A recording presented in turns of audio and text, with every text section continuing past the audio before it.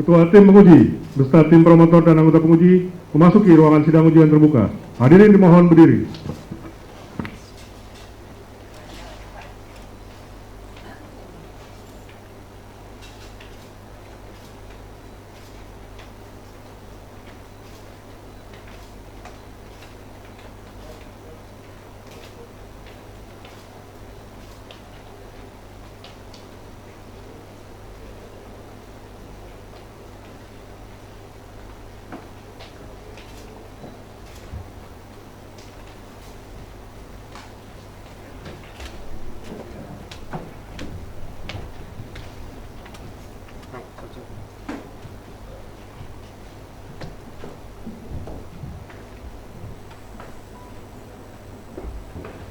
Hadirin silakan duduk kembali.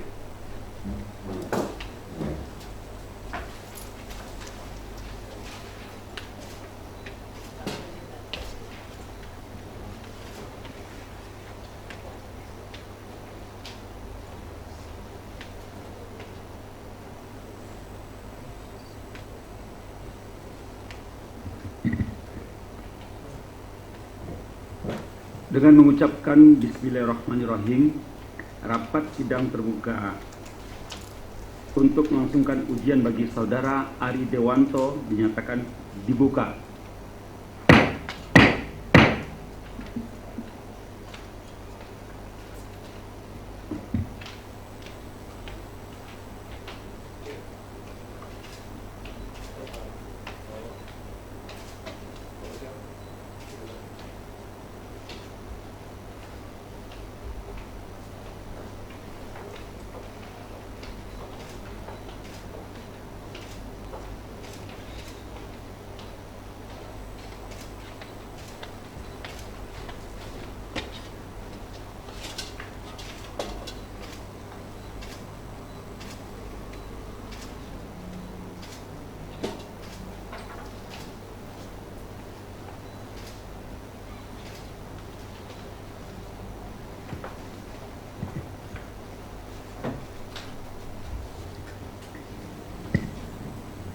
Baik, terlebih dahulu saya akan perkenalkan tim promotor dan tim penguji untuk promosi doktor bagi saudara Ari Dewanto yang terdiri di atas.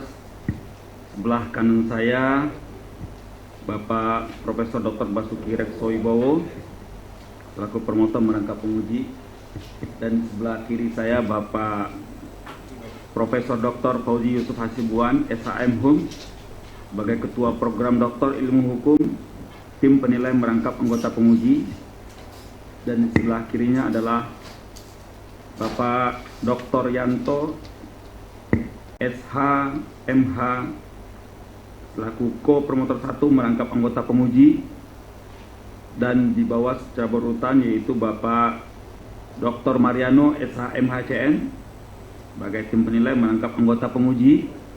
Di sebelahnya adalah Ibu Dr. Ramlani Lina Sinaulan SHMHMM sebagai tim penilai merangkap anggota penguji. Dan di sebelahnya adalah Bapak Dr. Atma Suganda SHMH sebagai tim penilai merangkap anggota penguji. Dan yang paling ujung adalah Bapak Dr. Ismail SHMH sebagai tim penilai merangkap anggota penguji. Dan sebelumnya saya juga memperkenalkan sebagai PLT dari Direktur Program Pasca Sarjana yang dalam hal ini memimpin sidang. Saya Dr. Haji Hasan Esa MHMKN, dalam hal ini mewakili Pak Rektor yang saat ini berhalangan hadir. Selanjutnya saya persilakan kepada Bapak Profesor Dr. Basuki Reksowibowo selaku promotor dan atas nama tim promotor untuk memperkenalkan biografi singkat dari Promopendus Ari Dewanto, nomor pokok mahasiswa 2016-020-26108. Terima kasih. Daftar riwayat hidup. Nama Ari Dewanto, SPSH MM. Tempat dan tanggal lahir Semarang 19 November 1974. Alamat rumah Jalan Kayu Putih 2 nomor 1 Jakarta Timur. Alamat kantor Dewanto & Partner Law Firm, Jalan Kayu Putih Selatan 3 nomor 17 Jakarta Timur. Istri Nur Cahyani Nugrahaning CSE, anak-anak 1 Anindya Kirana Dewi, 2 Arkendria Arkana Dewi. Orang tua Bapak Dr. Haji Suharto SMH, Ibu Hajah Widyastuti. Pendidikan S1 Fakultas Pertanian di Universitas 11 Maret UNS Solo, tamat tahun 1997. S2 Manajemen Agribisnis di Magister Manajemen Agribisnis Institut Pertanian Bogor, IPB, tamat tahun 2004. Serta 1 Fakultas Hukum Das Emputan Tular Jakarta, tamat tahun 2014. Demikian, selesai. Baik. Selanjutnya dipersilakan kepada Promovendus Ari Dewanto memaparkan disertasi atau hasil penelitiannya selama 7 menit. Dan Promovendus tidak usah menyebutkan satu persatu nama kami di sini. Silakan.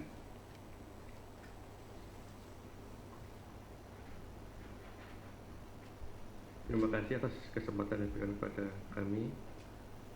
Yang terhormat Bapaknya dan kepada Bapak Profesor dan Bapak Dokter penguji dan juga mewakili Rektor dan Pasadena Universitas Jayabaya.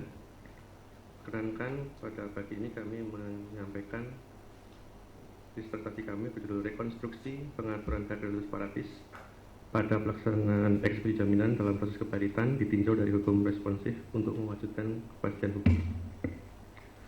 Latar belakang bahwa berdasarkan pasal 2 ayat 1 3/2004 tentang keparitan dan pemenuhan kewajiban pembayaran utang, bahwa debitur yang mempunyai 2 atau lebih kreditur dan tidak membayar lunas sedikitnya 1 utang yang telah jatuh waktu dan dapat ditagih dan akan valid dengan putusan pengadilan, baik perbuatan sendiri maupun atas perbuatan 1 atau lebih krediturnya. Dalam penjelasan tersebut disebut kreditor adalah baik kreditor konkuren, preferen maupun separatis, di mana itu separatis itu adalah kreditor pemegang jaminan kebendaan seperti gadai, fidusia, hak tanggungan dan lainnya, bagaimana pasal 55 ayat 1 Undang-Undang Keparitan dan PKPU. Penyelesaian utang melalui lembaga keparitan dianggap kurang menjamin kepentingan kreditur separatis, khususnya membatasi dan melindungi kedudukan kreditur separatis pada pasal 55 tersebut, yaitu pada pasal 56 ayat 1 dan pasal 59 ayat 1 Undang-Undang Keparitan PKPU sendiri, di mana di pasal 55 eksekusi kreditur dari pihak ketiga ditangguhkan penguasaannya dan pelaksanaannya dalam jangka waktu 90 hari sejak tanggal putusan valid diucapkan. Kemudian juga ketentuan lain yaitu pasal 59 ayat 1, di mana dengan tetap memperhatikan pasal 56, 58, kreditur tersebut harus mulai melaksanakan haknya dalam jangka waktu paling lambat 2 bulan setelah dimulainya keadaan insolvensi, sebagaimana pasal 178.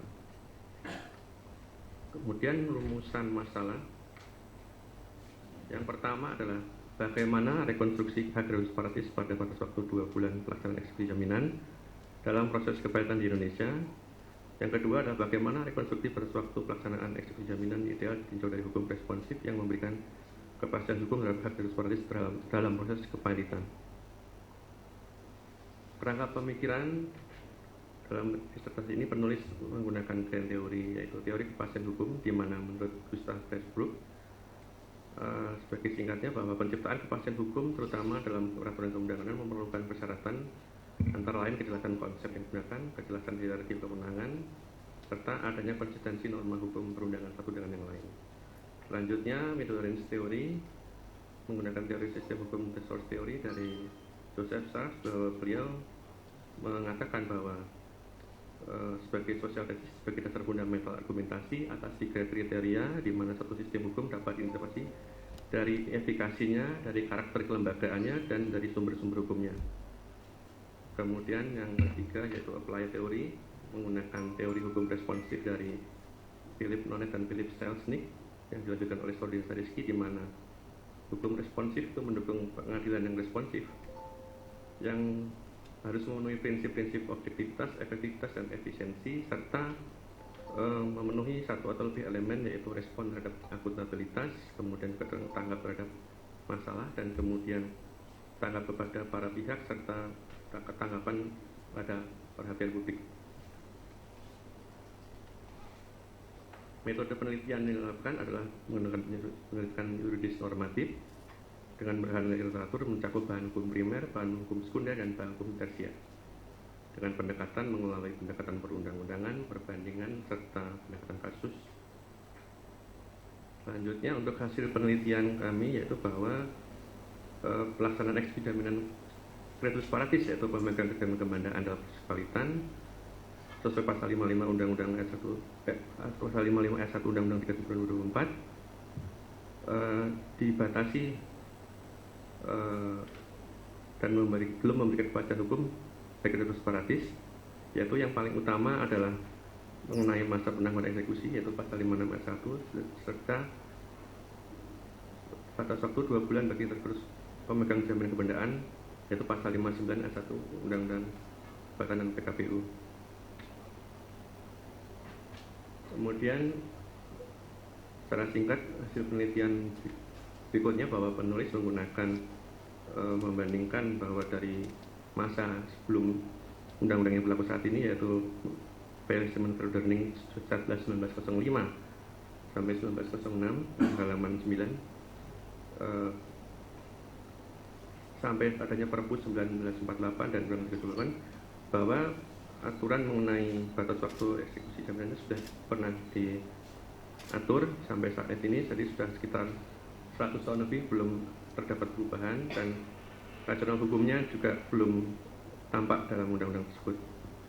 Kemudian dalam penelitian berikutnya berhalaman 10 bahwa peneliti juga selain melihat peraturan perundang-undangan yang berlaku mengenai peralihan juga kebijakan-kebijakan yang terkait mendekati dengan batas waktu eksekusi jaminan. Memang tidak satupun yang khusus membahas mengenai hal tersebut, namun pada tahun 2018 terdapat pada Pokja Kepelitan yaitu rekomendasinya antara lain memang agar pengaturan agar lebih jelas dan sistematis, kemudian pasal 56 dan pasal 59 tidak sesuai dengan hukum jaminan sehingga harus disesuaikan. Silakan langsung kepada hasil penelitian. Baik. Pada penelitian kami menghasilkan kesimpulan yaitu sebagai berikut pada halaman 20. Yang pertama bahwa konstruksi pengaturan hukum kreditus paratis yang telah diatur pada pasal 55 sebenarnya kreditur harus mengambil hasilnya seolah-olah tidak terjadi keparitan. Namun aturan tersebut terkendala dengan aturan batas waktu dan aturan penangguhan eksekusi di mana pasal 59 mengenai batas waktu itu dinilai terlalu pendek sehingga belum memberikan kepastian hukum dan bertentangan dengan pasal 55 itu sendiri yang harusnya menjamin hak eksekusi dan preferensi kreditur separatis sesuai hukum jaminan. Kemudian yang kedua, rekonstruksi batas waktu pelaksanaan eksekusi harus ditentukan batas waktu ideal di mana jangka waktu 2 bulan tidak mencukupi bagi separatis. Di mana berdasarkan teori sistem hukum dalam penelitian ini bahwa lembaga pembentuk hukum baik legislatif, eksekutif maupun yudikatif ketiganya mampu untuk memberikan solusi bagi adanya inkonsistensi atau diskriminasi aturan hukum. Sehingga berdasarkan hukum responsif, respon cepat apabila diperlukan dari lembaga yudikatif dapat dilakukan sebelum penyempurnaan RUU KPKPU dilakukan oleh legislatif dan eksekutif dengan menerbitkan peraturan hukum Mahkamah Agung yang mengadopsi keempat elemen responsif. Saran-saran kami dapat menyampaikan yaitu bahwa agar segera dilakukan perbaikan revisi pada Undang-Undang PKPU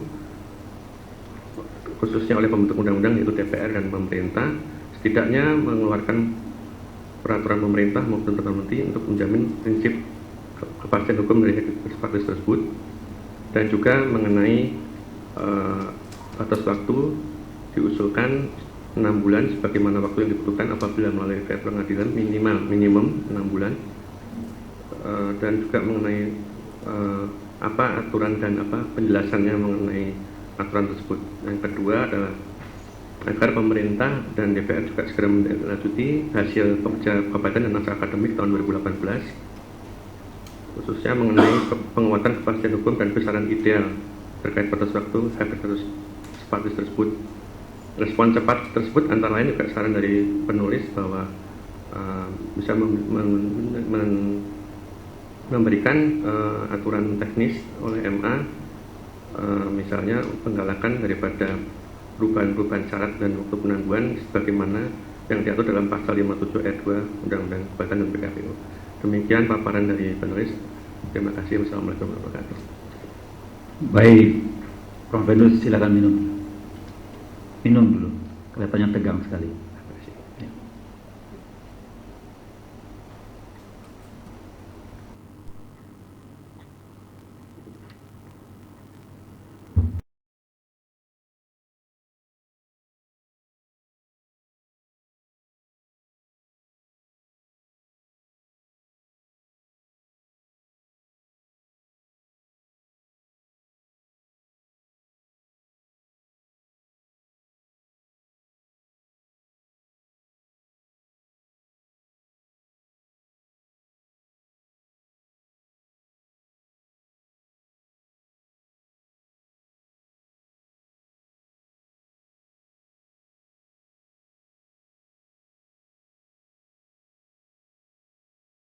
Disertasi ini saya tertarik dalam rumusan nomor 1 ya. Rumusan nomor 1 Pemendus mempertanyakan konstruksi dan kreditur separatis pada batas waktu 2 tahun ya. 2 bulan. 2 bulan ya, pelaksanaan eksekusi jaminan dan proses perintah. Meninjau hal tersebut berdasar pasal 59 khususnya ayat 1 dan ayat 2 ya, Undang-Undang Kebangsaan dan PKPU ya, ditentukan waktu 2 bulan tadi tentunya kan ada dasar pembentuk undang-undang untuk menentukan itu ya, yang kita kenal namanya politik hukum ya. Dalam penelitian ini salah satunya kan menggunakan pendekatan perundang-undangan.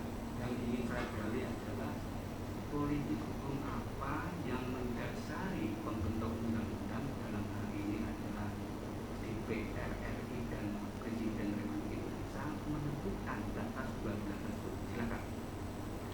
Baik, terima kasih Pak Ismail.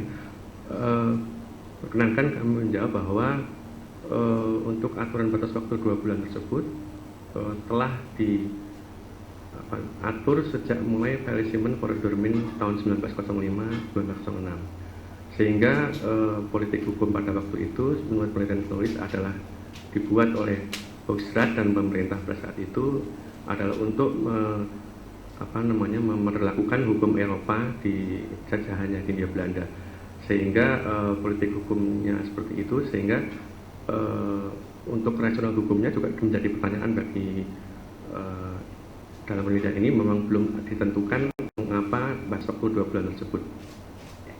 Artinya Pemendus memandang bahwa politik hukum yang menentukan 2 bulan itu sudah tidak relevan gitu ya untuk posisi saat ini ya, sehingga tertarik untuk melakukan perubahan dengan mengajukan rumusan nomor 2 ya. Siap. Konstruksi hukum yang ideal. Betul sekali. Novelty apa yang Anda tawarkan untuk menjadi? Ya, siap. Bahwa batas waktu 2 bulan tersebut telah dikaji dalam berbagai diskursus maupun naskah akademik, dan Pokja Keparitan memang dianggap tidak cukup atau tidak mustahil dilaksanakan oleh kreditur separatis dalam hal ini perbankan atau pemegang jaminan kebendaan, sehingga maksud daripada novelty daripada ini adalah memberikan solusi bahwa undang-undang tersebut sebaiknya memberikan kepastian hukum dan berimbang antara hak separatis maupun dengan kreditur lain dengan kurator, sehingga tidak terlalu pendek waktunya. Begitu. Terima kasih pimpinan sidang atas waktunya. Baik, selanjutnya saya persilakan kepada Bapak Dr. Atma Suganda SHMH untuk mengajukan pertanyaan. Silakan. Terima kasih Ketua. Saudara Pemendus, saya agak kesulitan menangkap penjelasan saudara tadi. Siap. Pembawaannya agak renang. Siap. Renang dulu, agak pelan. Itu saudara tadi membacakan angka yang ada di depan. Siap. Walaupun kemudian ada beberapa yang saya ajukan. Yang pertama, di dalam judul ini saudara mencantumkan hukum responsif, ya. Ya. Di sini jelasnya bahwa persoalan yang saudara maksud itu ditinjau dari hukum responsif, gitu ya. Nah, hukum responsif ini sendiri saudara tempatkan sebagai apply theory, Ya. sedangkan middle range theory dan grand theory-nya saudara menyebut yang lain. Yang saya ingin tanyakan, kalau hukum responsif itu ditempatkan sebagai apply theory, bagaimana saudara mempergunakan grand theory dengan middle range theory dalam penelitian ini? Silakan. Ya. Terima kasih Pak Dr. Arthur Suganda bahwa dalam penelitian ini aspek kepastian hukum diperlukan atau dipentingkan sebagai payung teori untuk keseluruhan, bahwa selama ini kan seperti kesulitan ataupun terlalu pendek waktunya dalam melaksanakan eksekusi jaminannya setelah ada proses kepahitan 2 bulan. Selanjutnya dari kepastian hukum tersebut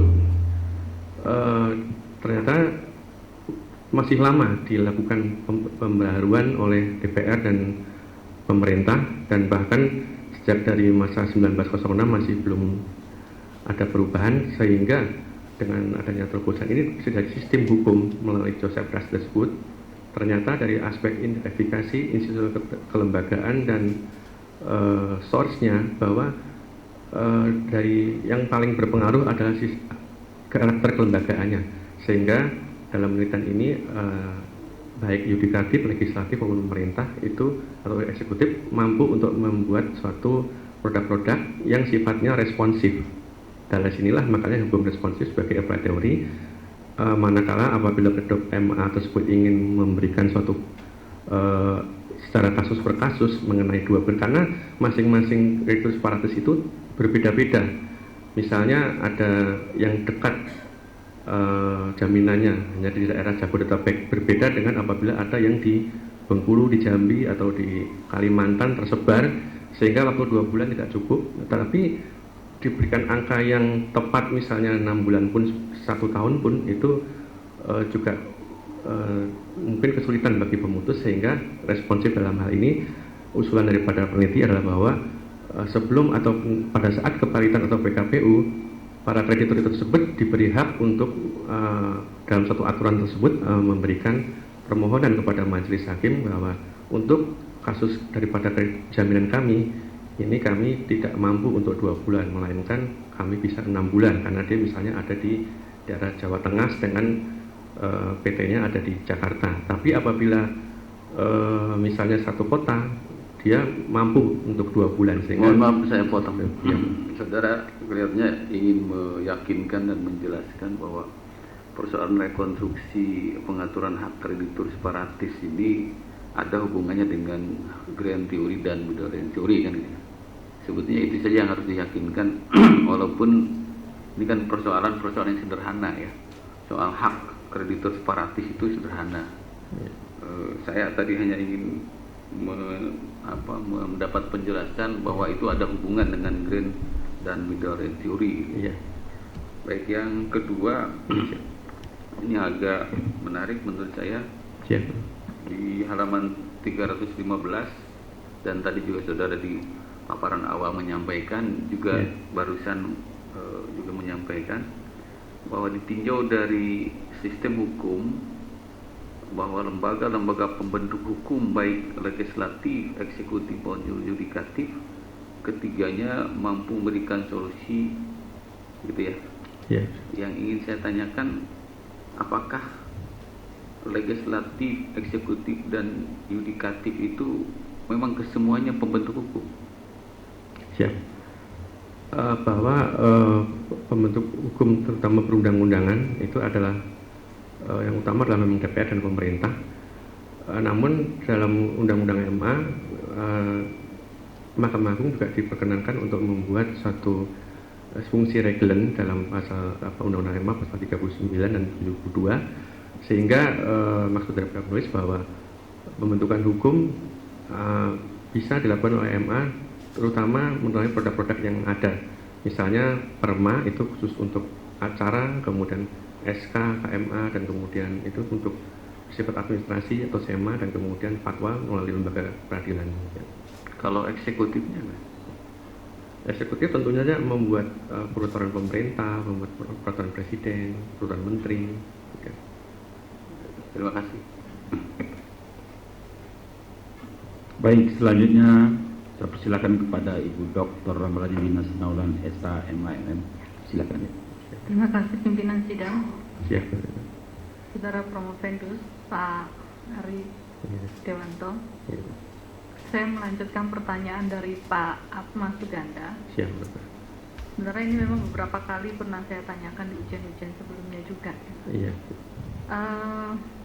Pak Ari kan menempatkan grand teorinya kepastian hukum dan apply teorinya hukum responsif. Siap. Kita kan tahu bahwa hukum responsif itu sebenarnya kan hukum dengan sistem yang sangat terbuka. Iya. Sangat terbuka untuk mencapai tujuannya ini. Hukum responsif itu cenderung untuk membebaskan diri dari belenggu produk hukum yang kaku. Iya.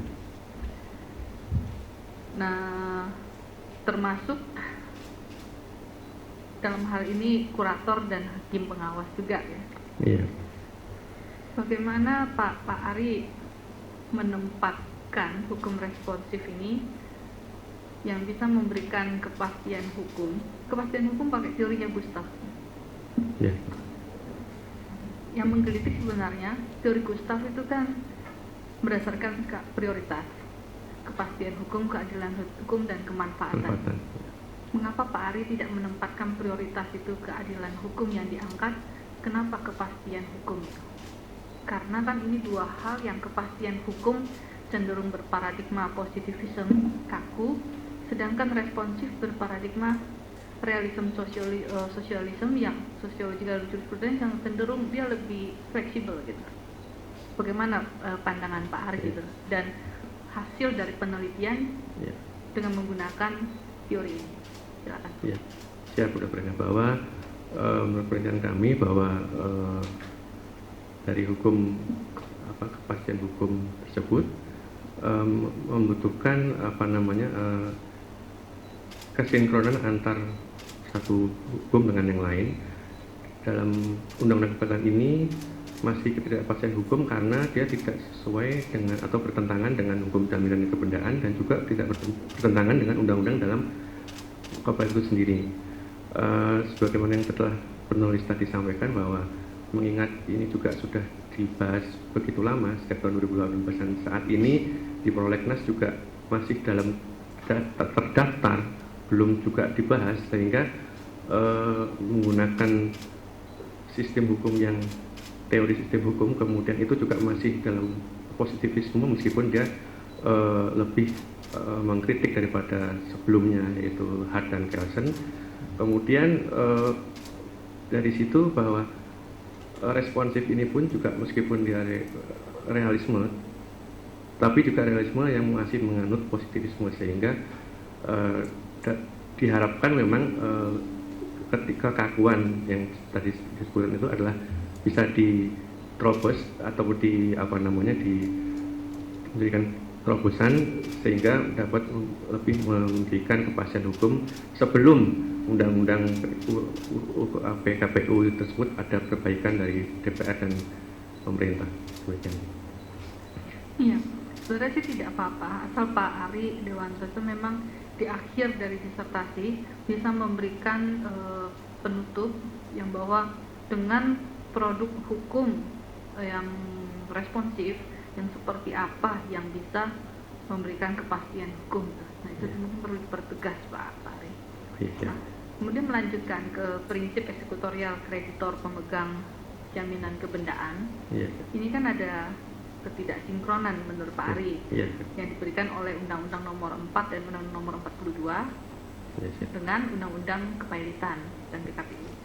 Nah, ketidaksinkronan ini kalau menggunakan hukum responsif, kira-kira apa yang konsep ideal apa atau apa yang Pak Ari rekonstruksi gitu untuk memberikan solusi? Ya, siap, Dokter Ina, bahwa sebetulnya dalam pasal 55 ayat 1 Undang-Undang PKP itu sendiri kan kreditur separatis itu seharusnya bisa mengeksekusi jaminan kebendaannya seolah-olah tidak ada kepalitan, sehingga kan seharusnya kan hukum jaminan dan hukum kebendaan sesuai hukum preferensi dan eksekutor itu harusnya berlaku. Namun dengan adanya kepalitan, maka seluruh para kreditur itu kan mengikuti daripada rezim kepalitan tersebut, sehingga disitulah dan hanya diberi kesempatan ada masa tunggu 3 bulan dan batas waktu 2 bulan. Itulah yang rekonstruksi tersebut yang salah satu daripada saran daripada peneliti adalah untuk sebetulnya yang terutama memang perbaikan minimum 2 bulan itu terlalu pendek, sehingga dalam hal ini untuk memberikan kepastian sehingga agar seimbang antara kreditur, hak kreditur dengan kurator maupun dengan debitur. Demikian. Terakhir, ketika kita bicara tentang hak dan kewajiban kreditor, bukankah itu lebih kepada prinsip keadilan daripada kepastian? Ya. Keadilan dalam hal ini memang menurut Trust Group memang ada 3, itu kemanfaatan, kemudian keadilan dan kemanfaatan, keadilan, dan satu lagi apa itu kepastian ya. Itu tentunya memang saling bertentangan. Namun keadilan di sini sudah diatur sebetulnya, hanya kepastiannya saja yang belum dikedepankan. Iya, jadi Pak, harapan kami sih sebenarnya di bagian akhir disertasi itu dipertegas saja gitu, supaya kita paham bahwa hasil penelitian ini dengan menggunakan teori-teori ini seperti apa sih rekonstruksi dan konsep idealnya. Siap. Saya kira itu saja. Terima kasih pimpinan sidang. Baik, terima kasih Bu Erlina. Selanjutnya saya persilakan kepada Bapak Dr. Mariano SAMAJN mengajukan pertanyaan. Silakan. Terima kasih pimpinan sidang. Pak Ari, ya. Siap. Terlalu lembut Bapak untuk seorang doktor. Iya, siap. Ya, jadi gini Pak Ari, ada fenomena tentang hak ya kreditor separatis ini. Biarpun sudah diatur di dalam Undang-Undang hak tanggungan ya, pasal 6, bila mana debitur melakukan bantuan transaksi, maka kreditur bisa melakukan suatu penjualan misalnya. Itu diatur. Tapi fenomena ini menjadi penelitian Pak Ari ya, dari kacamata penelitian Pak Ari. Novelty-nya apa Pak? Yang direkonstruksi itu selain Undang-Undang 37 tahun 2004 tadi, bahwasanya kaitan dengan masalah perlu adanya jangka waktu ya 2 bulan menjadi 6 bulan. Ukuran dari 2 bulan menjadi 6 bulan tadi, kalau kajian teori yang Bapak pakai tadi ya, kepastian, responsif dan lain tadi, untuk menentukan 6 bulan tadi ukurannya apa? Bisa diberikan penjelasan. Ya, baik, siap Pak Dr. Mariano, bahwa dalam penelitian kami bahwa rekonstruksi yang diharapkan khususnya memang mengenai responsivitas daripada pembentukan undang-undang tersebut. Kemudian untuk rekonstruksi mengenai batas waktu yang ideal, memang saat ini memang dari naskah akademik juga masih belum bisa menjawab. Itu ada yang 2 bulan, 4 bulan, sedangkan 6 bulan telah kami teliti ya, bahwa itu adalah angka minimum dari fiat eksekusi yang minimum dari pengadilan. Jadi adanya dari mulai pengumuman, kemudian dari unmanding, kemudian pengumuman lagi, dan kemudian baru lelang, itu kira-kira minimum menggunakan waktu 6 bulan. Demikian. Bagaimana wacana tentang moratorium itu kaitan dengan undang-undang kepahitatan ini? Menurut pendapat Pak Ari gimana? Baik, siapa Dr. Mariano, bahwa moratorium pada waktu itu memang telah pernah disinggung pada tahun 2021 pada saat pandemi sedang grafik yang menaik, bahwa moratorium tersebut diharapkan agar supaya tidak mudah untuk mempilotkan atau mem-PKPU-kan suatu perusahaan, karena kondisi satu lain hal mengenai pandemi kan semuanya akan terkena. Namun Demikian menurut pendapat penulis sendiri bahwa moratorium mungkin belum perlu dilaksanakan karena Pranata Kepalitan itu sendiri adalah merupakan suatu restrukturisasi bagi para perusahaan mengalami kesulitan keuangan atau kesulitan usaha, sehingga secara alami pun adanya itu undang-undang Pranata Kepalitan ini sudah cukup sebagai restrukturisasi bagi perusahaan-perusahaan yang mengalami kesulitan tersebut. Demikian. Baik, cukup pimpinan sidang. Terima kasih. Saudara Promofedus, bisa minum lagi biar lebih fresh. Santai aja. Ya, lebih hangat ya.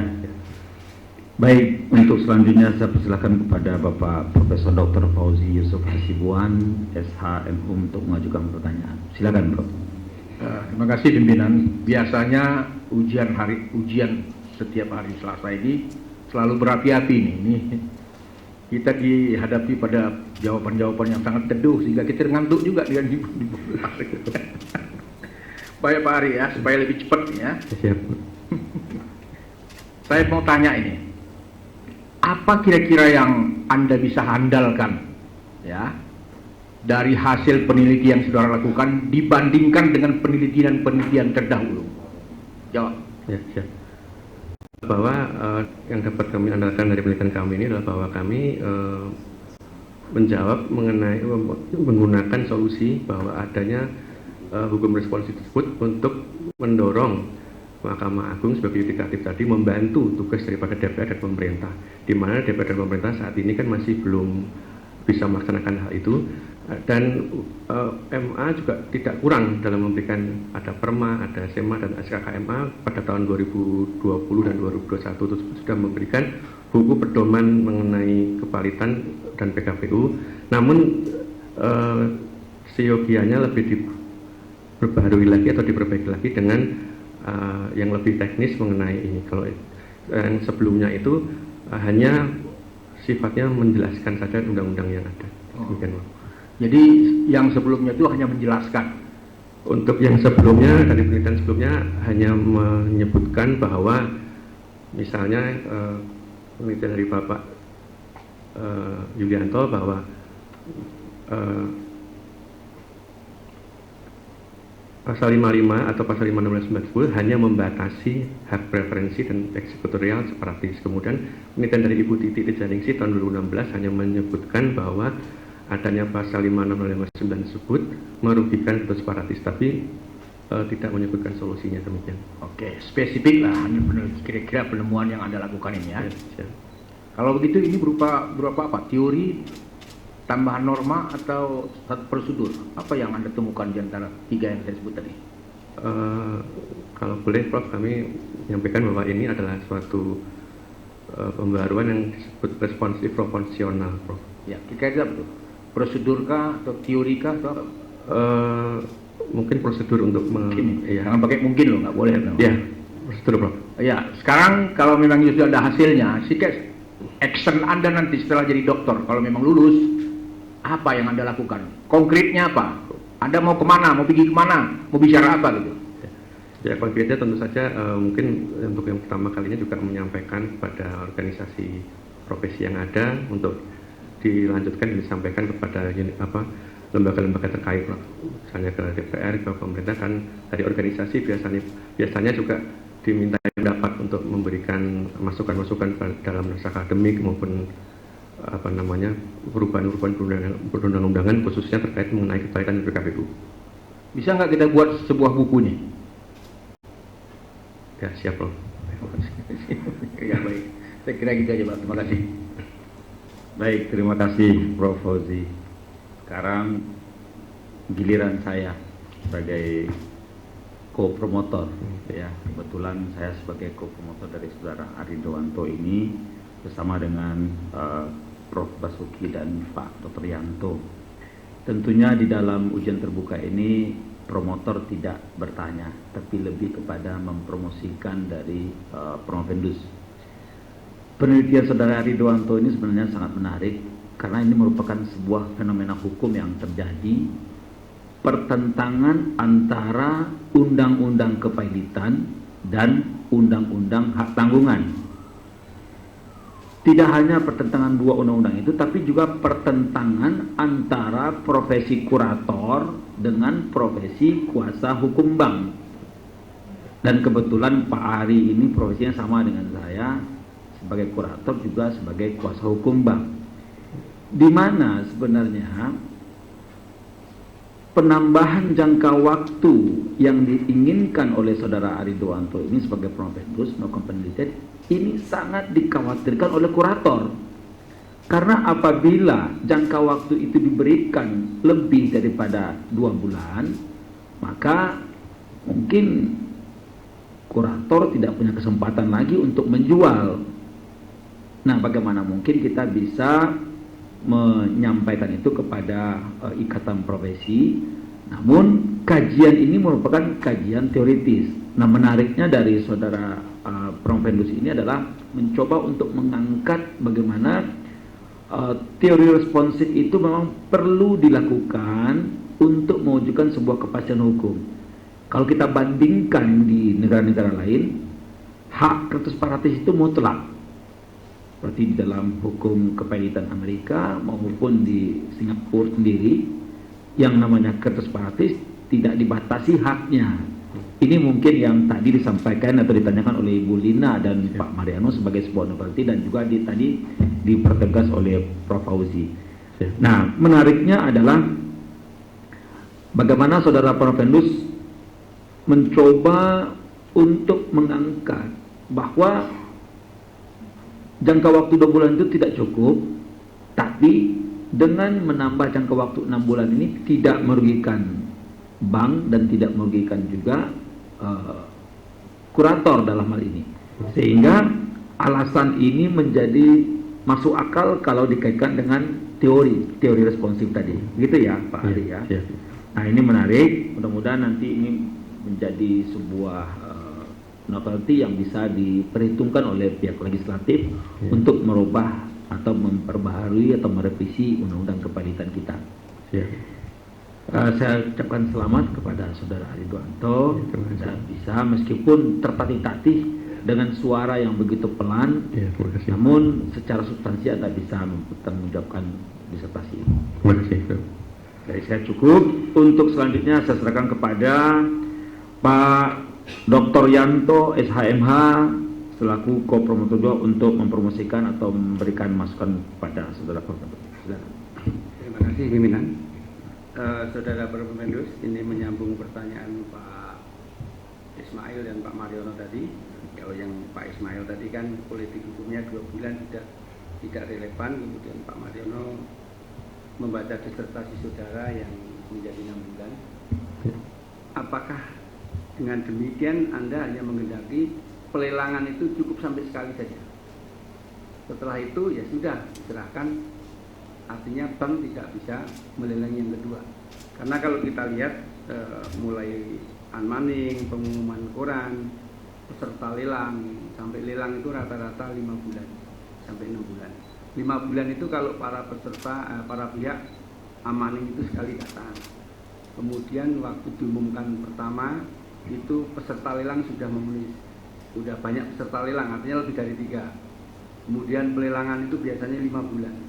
Nah, kalau saya lihat di tulisan saudara itu konsepnya ke depan 6 bulan, artinya apakah saudara sepakat hanya penyelesaiannya cukup di pelelangan pertama, kalau nggak laku ya sudah, kebetulan begitu. Ya, terima kasih Pak Dr. Yanto bahwa dalam kriteria kami sebut yang dimaksud itu adalah 6 bulan itu minimum agar kreditur separatis itu juga tidak dianggap terlalu pendek tersebut, sehingga masih memberikan kepastian dan keadilan bagi kreditur separatis itu. Untuk pelelangan bahwa memang kreditur separatis tersebut memang bisa melakukan, ada yang bisa melakukan, karena pernah ada itu diberikan waktu 2 bulan juga sudah ada yang laku, sehingga tidak harus 1 kali, tapi di dalam penjelasan pasal 59 tersebut agar dijelaskan apakah memang 2 bulan atau 6 bulan itu sudah harus terjual, dijelaskan kembali apakah sudah mulai melakukan kegiatan, kreditur supervisor melakukan kegiatan, sehingga yang dalam hal ini dalam penjelasan tersebut belum ada. Terima kasih. Baik, untuk selanjutnya saya persilakan kepada Bapak Profesor Dr. Basuki Reksowibowo, SHMS, untuk mempromosikan atau mengklarifikasi pertanyaan-pertanyaan dari para tim penguji. Silakan, Prof. Terima kasih pimpinan. Saya selaku pembimbing bersama-sama dengan Dr. Yanto dan Dr. Yelsen tentunya telah banyak kita berinteraksi, berdiskusi mengenai materi penelitian saudara. Saya ingin menegaskan bahwa sebagaimana tadi disinggung oleh Dr. Ramlani Lina dan yang lain, bahwa penggunaan teori responsifnya dari None dan Selznick ini kan dalam tataran legislasi, ya, pembaharuan hukum yang lebih adaptif, yang lebih responsif dengan dinamika kebutuhan masyarakat. Namun tidak kalah pentingnya dalam kaitan dengan bagaimana proses peradilannya, karena hakim merupakan salah satu pembentuk hukum menurut Undang-Undang 48 2009. Bahkan di dalam undang-undang itu ditegaskan hakim dapat menggali, mengikuti nilai-nilai hukum dan rasa keadilan yang hidup di dalam masyarakat. Putusan-putusan hakim itu sumber hukum, salah satu sumber hukum yang penting, yang apabila diikuti secara konsisten dia akan menjadi jurisprudensi. Nah, disinilah menjadi sangat penting pembaharuan hukum itu tidak hanya menggantungkan pada proses legislasi yang tadi disampaikan, bahwa pembaharuan undang-undang kepailitan, kemudian undang-undang jaminan kebendaan, itu kan kita tidak tahu persis kapan itu akan terrealisir. Nah, Mahkamah Agung memiliki kewenangan reglen ya berdasarkan Undang-Undang 1485 membentuk perma dan seterusnya. Tetapi itu masih dalam tataran sebenarnya tataran law in books. Yang terpenting adalah law in action-nya, yaitu ketika perkara itu masuk diperiksa oleh hakim. Ya. Nah, sebenarnya akan lebih komplit kalau ditambahkan teori hakim progresif ya, yang dikemukakan oleh Profesor Sajipto Raharjo. Ya. Hakim memiliki kewenangan untuk bersikap progresif ya di dalam memeriksa dan mengadili perkara itu dengan melahirkan argumen-argumen baru untuk menjawab persoalan-persoalan yang dihadapi maupun kebutuhan yang akan datang. Ya. Jadi disarankan kalau nanti akan diterbitkan sebagai buku juga dikupas ya kewenangan hakim melakukan pembaharuan hukum dengan teori hukum progresif dari Sajipto Raharjo. Itu saja catatan masukan saja. Ya, terima kasih, Bro. Saudara jawab. Terima kasih. Terima kasih, Bro. Ya. Baik, terima kasih Prof. Diki. Dengan demikian selesai proses jawab menjawab dalam pertanyaan dalam ujian terbuka ini. Dengan demikian rapat ujian terbuka ditunda untuk memberikan kesempatan rapat yudisium. Ketua tim penguji beserta tim promotor dan anggota penguji meninggalkan tempat menuju ruang yudisium. Hadirin dimohon berdiri.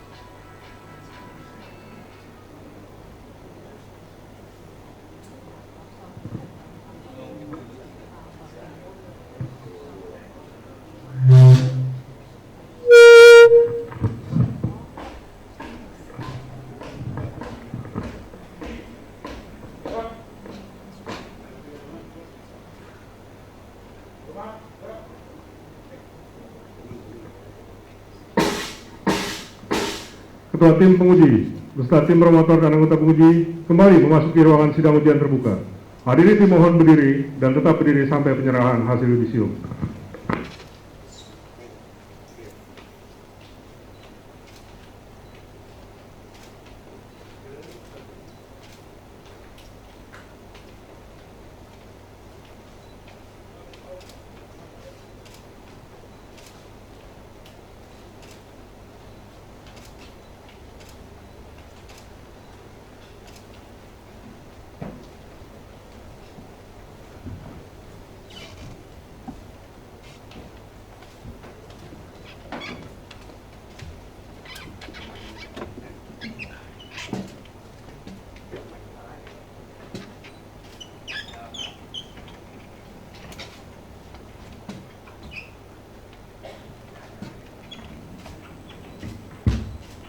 Rapat ujian terbuka dinyatakan dibuka kembali.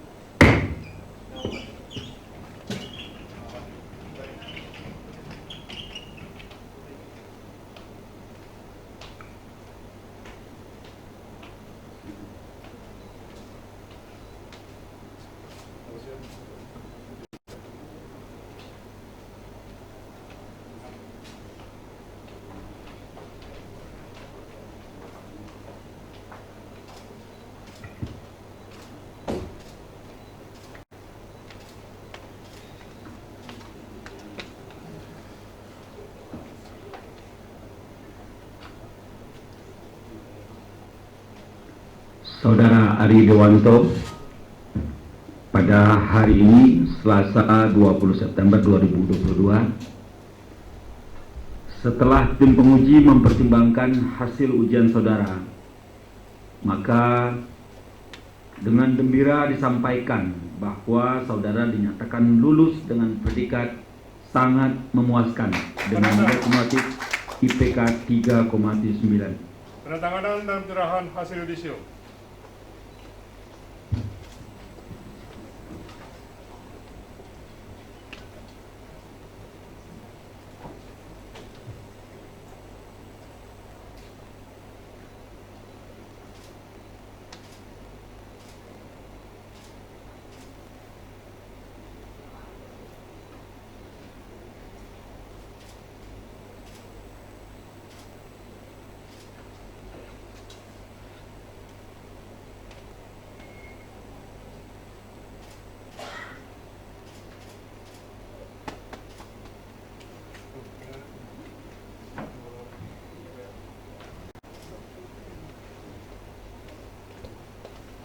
Hadirin silakan duduk kembali. Selanjutnya, saya mohon kepada Bapak Profesor Dr. Basuki Rekso Wibowo SHMS selaku promotor dan atas nama tim promotor untuk menyampaikan pesan-pesan kepada promovendus. Waktu dapat dipersilakan. Terima kasih pimpinan. Assalamualaikum warahmatullahi wabarakatuh. Salam sejahtera. Pimpinan sidang dan seluruh tim penguji, kami mengucapkan terima kasih atas keputusan sidang promosi doktor pada hari ini. Juga kami sampaikan terima kasih kepada hadirin yang telah mengikuti sidang promosi doktor ini. Saudara Dr. Ari Dewanto, kami merasa gembira saudara telah dinyatakan lulus pada sidang promosi doktor ini dengan yudisium sangat memuaskan. Kami telah berusaha membimbing saudara dengan sebaik-baiknya sebatas kemampuan kami. Keberhasilan saudara hari ini merupakan bukti atas kesungguhan dan ketekunan saudara mengatasi segala rintangan yang saudara hadapi. Saudara Dr. Ari Dewanto, kami bangga dengan saudara. Jadikanlah peristiwa ini sebagai sejarah penting dalam hidup saudara, yang bukan saja untuk dikenang, melainkan juga sebagai titik tolak keberhasilan saudara untuk menempuh perjalanan hidup selanjutnya. Kami ucapkan selamat kepada saudara, sampaikan selamat dan rasa bahagia kami kepada orang tua, istri, anak, dan keluarga saudara. Sejak hari ini maka berakhir sudah tugas kami membimbing saudara. Namun demikian kami berharap saudara tetap menjaga hubungan baik dengan kami dan alma mater Universitas Jayabaya. Sekali lagi kami ucapkan terima kasih pada pimpinan sidang dan seluruh anggota sidang yang terhormat. Terima kasih juga kami sampaikan kepada Rektor, Ketua Senat Universitas Jayabaya yang telah menunjuk dan mempercayai kami sebagai tim promotor, Saudara Dr. Ari Dewanto. Kami tim promotor Profesor Dr. Basuki Reksawibowo SMS sebagai promotor, Dr. Yanto SHMH sebagai co-promotor 1, Dr. Yuhelson SHMH MKN sebagai co-promotor 2. Demikian, wassalamualaikum warahmatullahi wabarakatuh. Waalaikumsalam. Selanjutnya dengan ini diberitahukan bahwa Saudara Dr. Ari Dewanto adalah doktor yang ke-333 di Universitas Jayabaya. Jadi mulai hari ini Anda sudah berhak untuk menyandang gelar doktor. Nanti pulang dari ujian ini silakan Anda cetak kartu nama untuk dibagi-bagikan kepada karib kerabat. Saudara Ari hari ini membawa orang tuanya hadir. Siapa saja? Ada ibu ya, ada istri dan anak-anak juga ya. Baik, selanjutnya dipanjatkan ucapan syukur alhamdulillahirrabbilalamin. Maka dengan ini rapat ujian terbuka dinyatakan ditutup. Dr. Ari Dewanto beserta keluarga menempatkan diri untuk menerima ucapan selamat. Ketua tim penguji beserta tim promotor dan anggota penguji mengawali pemberian ucapan selamat berfoto bersama selanjutnya menuju ruang yudisium. Bapak Ibu silakan sekalian. Kenang-kenangnya.